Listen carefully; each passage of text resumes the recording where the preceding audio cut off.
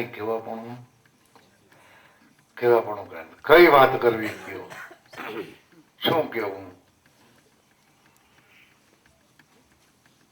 માટે સદગુરુ મળ્યા પછી સ્થિર થઈ ગંભીર થઈ ધ્યેય વાળો જીવન બનાવો તો આપણા જીવન સહજતાથી એમને જીવન પૂરું થઈ જાય અને સહજતાથી જે પદ પામવું છે એ પામી શકી. બળ કરવાથી નહીં પામી શકી. જેને બળ કર્યા, જેમ નરસિંહ મહેતાએ કહી દીધું વાણીમાં કે જ્યાં લગી મનુષ્યને કર્મ કરવા ઘટે ત્યાં સુધી ભક્તિનો ભેદ અળગો. હવે તે ગુરુ ને ગોવિંદ એક રૂપ થઈ અને એને ભજો અને એક જ ઉપાસનાને વળગો. નહીતર તોરલબાઈએ પણ જેસલને કહ્યું કે હરણાસરે લક્ષાર જાડેજા એમાં મારો સાહેબ આવશે. પણ જેસલજી કહે તો તમારા સાહેબાને મારે કઈ રીતે ઓળખવો? એના ભેરો આવે તો કે મારો સાહેબો આવશે ને એના ઉપર એક જ સોનાની શીંગડી છે, બીજા બધા હેંકામાં બે બે હિંગડા. ઓલાની એક જ વાત, બે વાત, આ બે વાતોમાં હાલે બધા. એને હરણિયા કહ્યા કે સર્વે હરણકાની માથે સિંગ પણ બે બે હિંગ. હવે તો ઓછું પડી ગયું નગર. આજે 30 વર્ષ પહેલા કોઈના કુવામાં સફેદ માટી આવ્યું, સફેદ વરું આવ્યું. વરું કયો હું કે તમે એમાં પડવાણ કયો, એમાં પાણી ભરાતા ભરાતા ક્યારેક ભેખવું પડે ને ધૂળનું કે શું, એટલે વાયુની અંદર બધું ધોરું સફેદ પાણી થઈ જાય અને એમાં કોઈક ડોકો કાઢે પેલા ગંગાજી નીકળાય અને ધોળે આખું ગામ. અને સમાચાર દેવા વાળો એ સૌની મોર ના આવે ગંગાજી ને ભરવા. સમજ્યા? પાછો ઈનો એ ગામમાં ચર્ચા કરે ઓલું ખોટું હતું, આ બે હિંગડા વાળા એ આપણે ગયા હતા પણ એ ખોટું હતું, એ ખાસું નતું. એટલે ડાય સૌની મોર. એમ રોજા સરે લક્ષાર જાડેજા, જગતમાં રોજા સરે લક્ષાર, એમાંય મારો સાહેબો આવશે. પણ એમાં કેમ ઓળખવો કે સર્વે રોજાને મુખે ઘાસ અને મારા સાહેબાના મુખમાં કાજુ કેવડો. આ નિશાન. એટલે રોજના ટોરા નથી રખડતા હિમમાં. તમારે નો ખાવા દેવું હોય તો વંડી ઠેકીને ખાઈ જાય.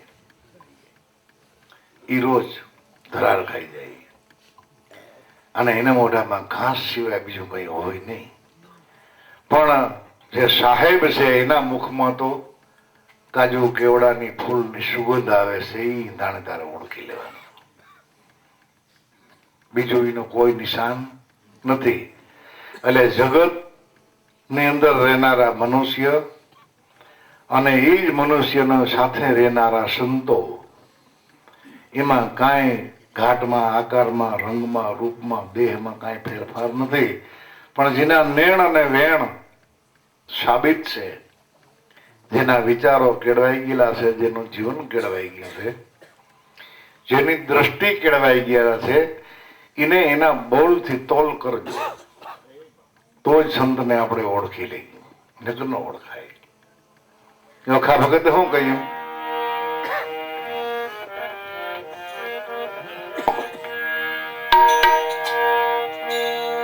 હરિને હરિજના દોનું એક છે,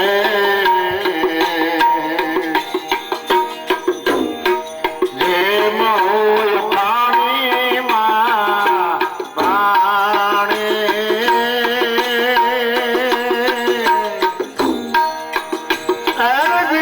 આત્મા સર્વેમાં એક છે.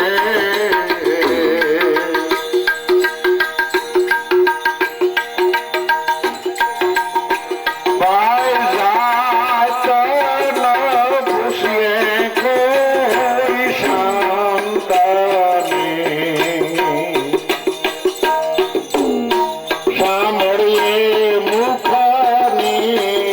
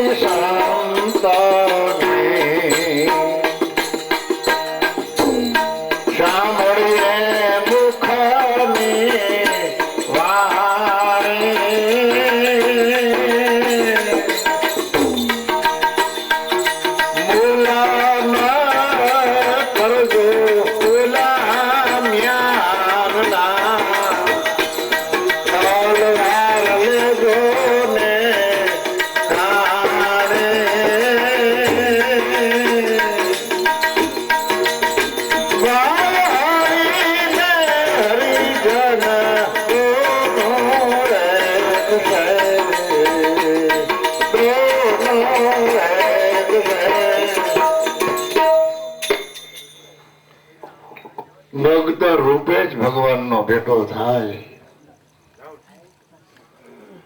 હરિજન એટલે ભગત રૂપે જ ભગવાન, સંત રૂપે જ ભગવાનના દર્શન થાય. નહીતર એને તો ક્યાં ભાઈ શરીર છે, દેહ જ નથી તો એને જાત વરણ ક્યાંથી હોય? દેહ નથી તો એને જન્મ મરણ ક્યાંથી હોય?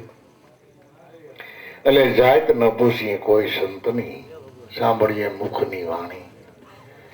જો જાત પૂછી હોત તો લાભુ દાદા, અંતરમક બાબા, હરિરામ બાબા, ઉગારામ ની ચરણે જાત, મીરાબાઈ, રોહિદાસ પાસે જાત. એવા તો ચારે ચાર યુગના આનંદ ને અપાર દાખલા છે. પણ દેહ રૂપી મ્યાનને છોડી દીધું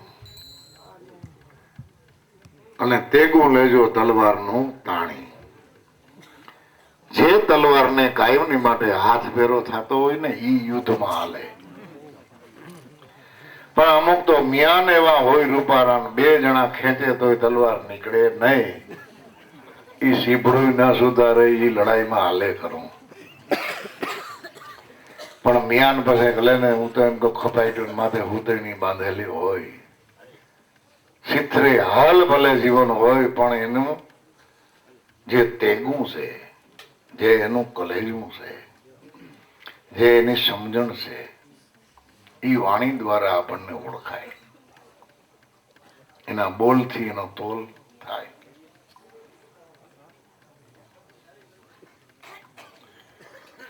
એટલે હરિને હરિજન એ એક જ સ્વરૂપે છે, બીજું સ્વરૂપ નથી. તો એ ક્યાંથી આપણને જોવા મળે? નરસિંહ મહેતા કે નેનુમાં ન આવે નિગમ જગાવે, વાણી રહિત વિચારો, સત્ય અનંત એને કહી, જે છે નવધાથી ન્યારો. આ આંખેથી જો આપણે કલ્પનાના ભગવાન જોવા હોય તો એ છે નહીં. 1000 હાથ વાળાનું વર્ણન કર્યું, 4 હાથ વાળાનું વર્ણન કર્યું છે શાસ્ત્રોમાં, પુરાણોમાં. પણ એના દેહનું વર્ણન નથી કર્યું, એના સ્વરૂપનું વર્ણન કર્યું છે. એ 1000 હાથ વાળો એ સાચી વાત, 4 હાથ વાળો સાચી વાત, પણ એ છે તમારા ઘટમાં, બહાર નથી. એ નિરંજન, નિરાકાર, નિર્ગુણ સ્વરૂપનું વર્ણન કરેલું છે આખા જગતમાં જે વ્યાપક છે તે. અત્યારે 1000 હાથ થઈ ગયા નહીં, કેટલે છપાય?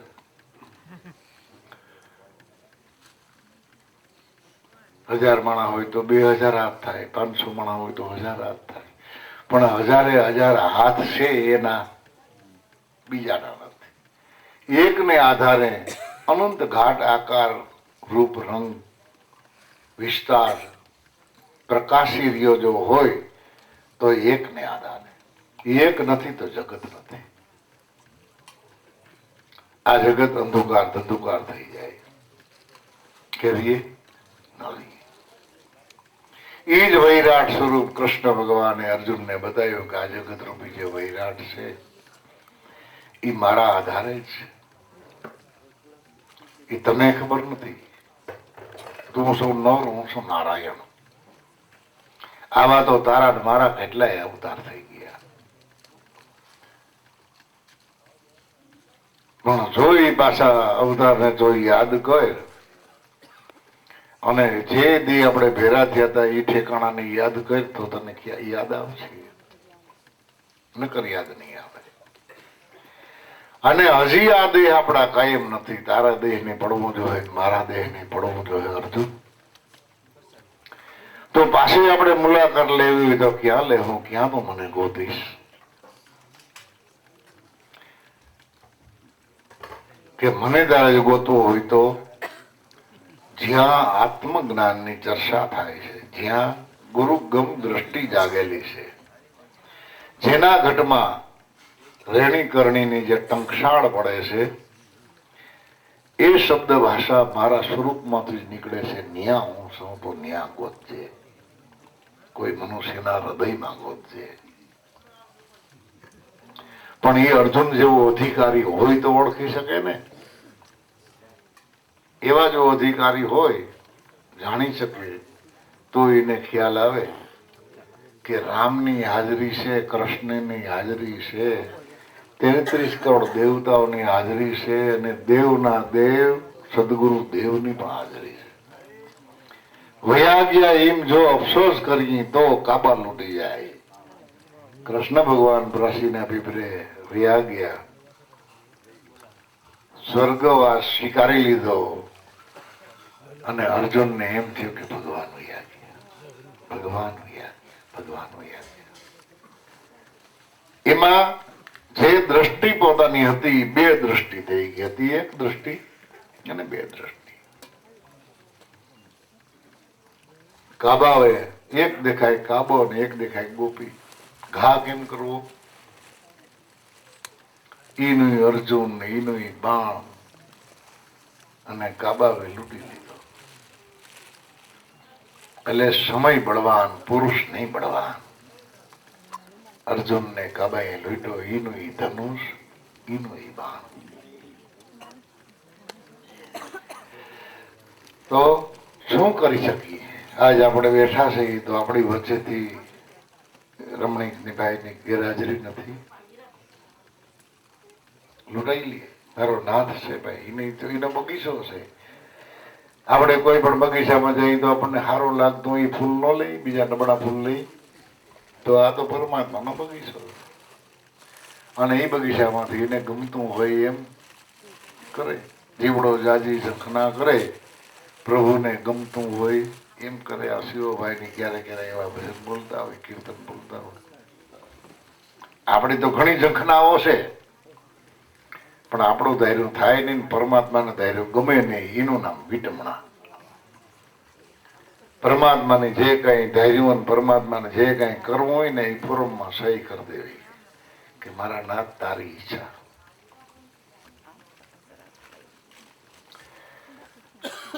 નાસ્તો પાણી ચાલુ છે, નહીતર મારે એક થોડીક ઝીણકી બીજી વાત કરવાની છે. વાતો ધીરી કરીને સાંભળો. તો કહેવાનો હેતુ એ છે કે શ્રદ્ધાંજલિના સ્વરૂપમાં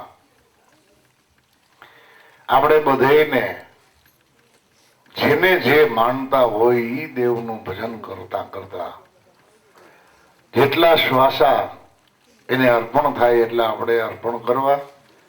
1 મિનિટ મૌન પાડવાનો અને જ્યાં સુધી સદગુરુદેવની જે ન બોલાય ત્યાં સુધી એ પ્રાર્થના, એ આત્માને આપણે સમર્પણ કરવાની. એ હાચુકલી શ્રદ્ધાંજલિ છે, કોઈ રૂડું મનાવવાની નથી, જગતના દેખાવ કરવાની નથી. એટલે જ્યાં બેઠા છે ત્યાં બેઠા બેઠા ભાઈઓ બહેનો બધાય કાંઈ પણ બોલ્યા સહેલા હોય, હંચલ હોય, 1 મિનિટ મૌન પાડો અને જેટલા શ્વાસા અર્પણ થાય એટલા અર્પણ કરો.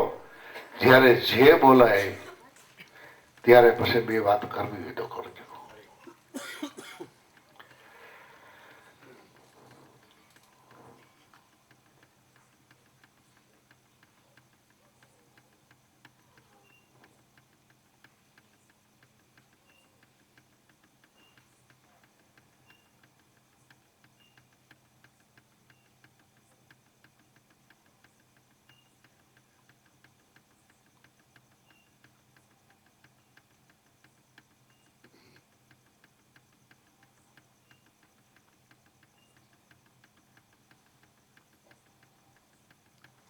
બોલો સદગુરુદેવની,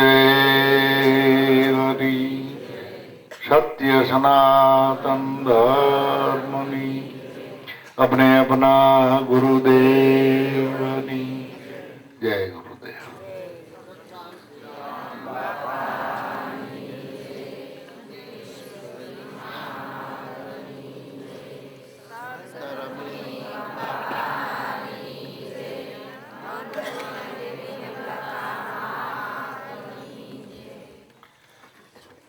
હજી દાયરામાં કઈ બહુ એવું ઠાકોડો એવું કઈ નથી દેખાતું, એટલે શિવાભાઈ ને કેશુભાઈ ને કઈ એક બે ભજન ની રમઝટ બોલાવો મોહનભાઈ, એટલે મને થોડોક વિહમો થાય અને થોડોક સમય નીકળી જાય.